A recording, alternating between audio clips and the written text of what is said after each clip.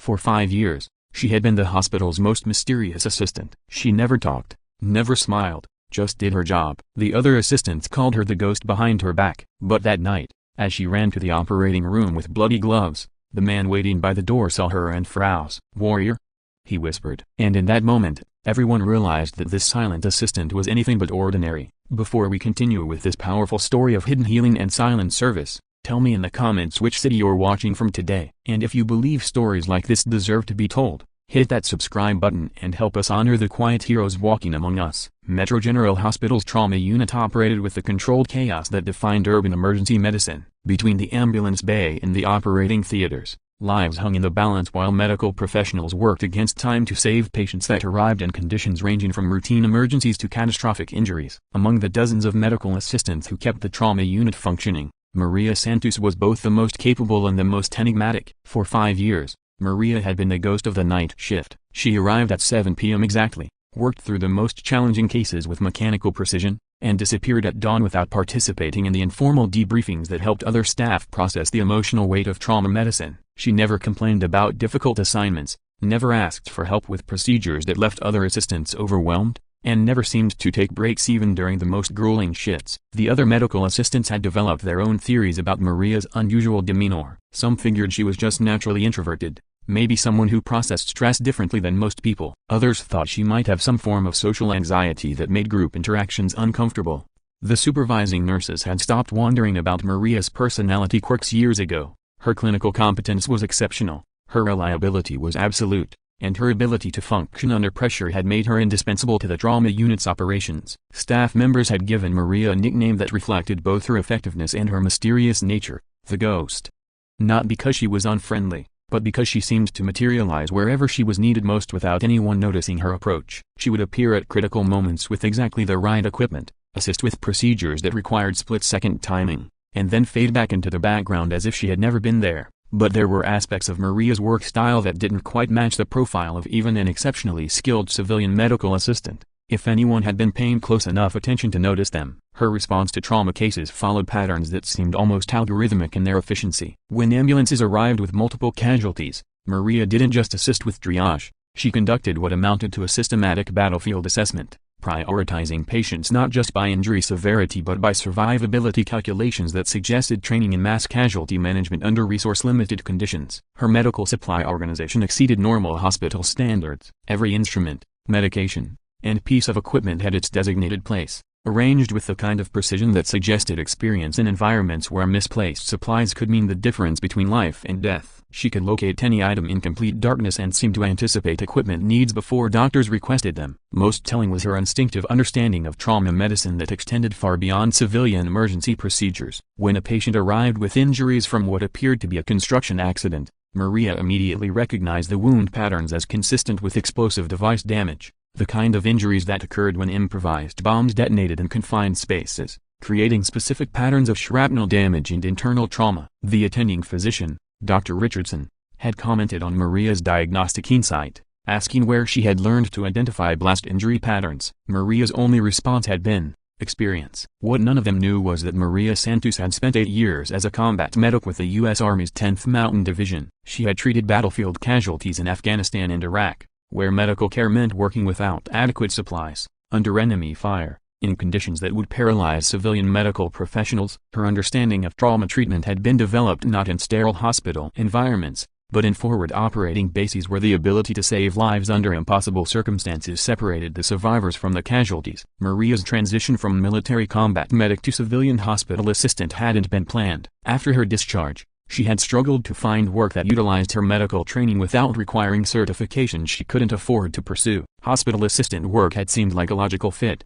It required the systematic thinking, stress management abilities, and clinical skills that military training had ingrained in her. What she hadn't expected was how much the work would both heal and haunt her. After years of treating soldiers whose injuries were caused by enemy action, there was something deeply meaningful about saving civilian lives in circumstances where healing was the only objective. But the constant exposure to trauma also triggered memories of battlefield medicine that she had hoped civilian life would help her forget. On the night everything changed, Maria was following her usual routine during what had started as a relatively quiet shift. The trauma unit had handled 3 routine cases, a car accident with minor injuries, a domestic dispute that required stitches, and an elderly patient with chest pains that turned out to be anxiety rather than cardiac emergency. At 11:47 p.m., the emergency notification system activated with the harsh tone that meant multiple ambulances were en route with serious casualties. Maria felt her body respond automatically to the sound, muscles tensing, heartbeats accelerating, mental processes shifting into the hyperactive state that combat medics called battlefield awareness.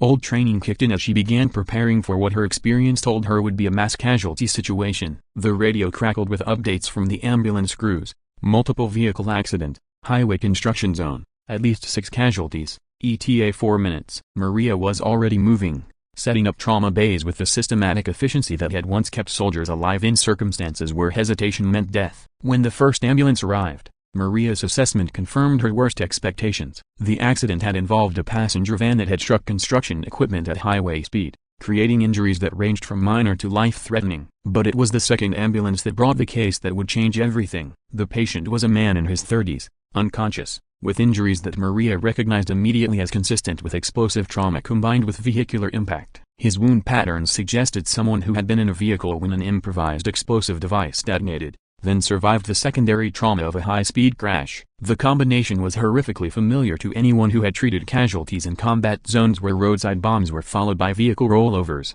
Dr. Richardson was handling 2 other critical patients, leaving Maria to manage the initial assessment of what appeared to be the most severely injured casualty. She worked with automatic precision, establishing airways, controlling bleeding, and conducting damage assessment with the kind of systematic approach that had saved lives when she couldn't rely on fully equipped operating rooms or unlimited medical supplies. As Maria worked to stabilize the patient for surgery, she became aware of someone standing in the trauma bay doorway. A man in his 40s, wearing civilian clothes but carrying himself with the unmistakable bearing of military service, was watching her work with intense focus. When their eyes met briefly across the trauma bay, Maria saw recognition in his expression that made her blood run cold. The man stepped closer, studying Maria's technique as she inserted chest tubes and administered medications with the kind of battlefield efficiency that civilian medical training didn't teach. When she looked up from her patient, bloody gloves still in place, he was standing just close enough to speak without being overheard by other staff. "Warrior." The word was barely a whisper, but it carried the weight of shared experience that only former combat medics would understand. Maria felt the recognition hit like physical impact. The man was wearing civilian clothes,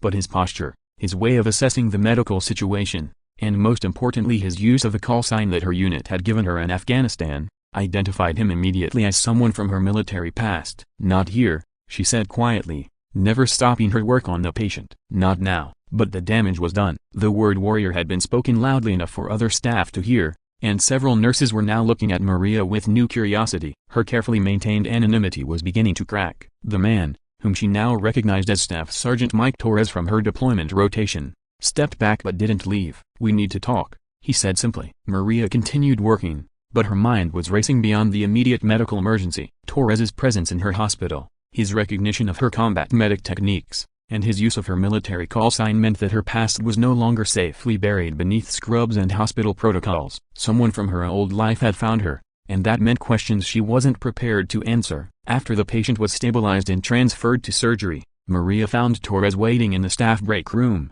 The familiar face brought back memories of forward operating bases, medevac helicopters, and soldiers whose lives had depended on her ability to provide medical care under conditions that would have been impossible for civilian medics. 8 years, Torres said as she entered the room. 8 years I've been looking for members of our old unit. Why? Because the VA lost track of half the medics from our deployment rotation, and some of us have been dealing with problems that require specialized support, problems that only combat medics understand. Maria sat down across from him, studying his face for signs of the post-traumatic stress that had affected many veterans of their unit. "What kind of problems?" "The kind that come from saving lives in places where death was normal. The kind that make civilian medical work feel like both salvation and torture." Torres explained that he had been working to locate former combat medics who were struggling with the transition to civilian medical careers. Many had found work in hospitals, ambulance services, and emergency medical facilities, but few had access to the specialized mental health support that addressed the unique challenges of adapting battlefield medical skills to peacetime healing work. "I'm doing fine," Maria said, though even as she spoke the words, she knew they weren't entirely true. "Are you? Because the way you handled that trauma patient tonight, that wasn't civilian medical training, that was battlefield medicine adapted for hospital use. And the fact that you're working night shifts in trauma, isolating yourself from other staff, never taking time off, That sounds like someone who's trying to recreate combat medical conditions in a civilian environment. Maria looked around the break room where she had spent 5 years eating meals alone, avoiding the social interactions that helped other medical professionals process the emotional weight of trauma work. Torres was right about more than she wanted to admit. What do you want from me? Nothing you're not ready to give. But there's a support network of former combat medics who meet regularly to discuss the challenges of adapting military medical training to civilian healthcare. People who understand what it's like to have skills that saved lives in war zones but don't quite fit into peacetime medical practice. Torres handed her a business card with contact information for a veterans medical support group. No one's asking you to talk about classified operations or discuss details of your military service, but having access to people who understand the unique challenges of being a combat medic in civilian medicine might help you feel less isolated. After Torres left, Maria sat alone in the break room, holding the business card and thinking about 5 years of working in isolation, avoiding personal connections that might lead to questions about her background. She had convinced herself that anonymity was necessary for her emotional protection, but Torres's visit had forced her to confront the possibility that isolation might be causing more problems than it solved.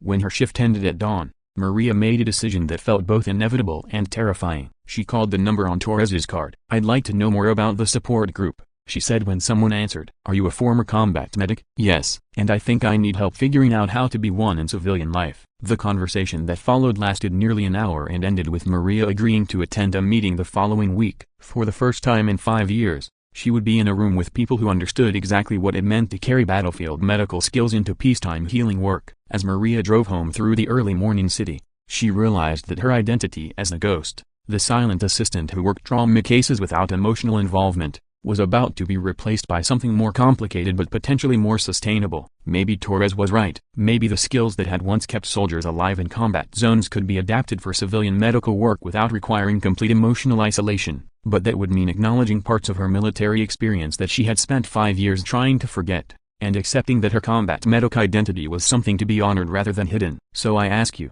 have you ever encountered someone in healthcare whose exceptional abilities suggested training and experience that went far beyond their apparent qualifications? Someone whose clinical competence under pressure hinted at backgrounds they couldn't discuss? Share their story in the comments, because sometimes the most skilled healers are the ones whose real training happened in places where healing and survival were the same thing. If this story moved you, subscribe and help us honor the quiet medical professionals who carry specialized knowledge from military service into civilian healthcare. Because sometimes the most important healing skills belong to people whose real qualifications were earned in circumstances they can never fully explain. And next time you encounter exceptional medical competence in a high-pressure situation, remember that excellence often comes from experience that can't be discussed, but never stops saving lives.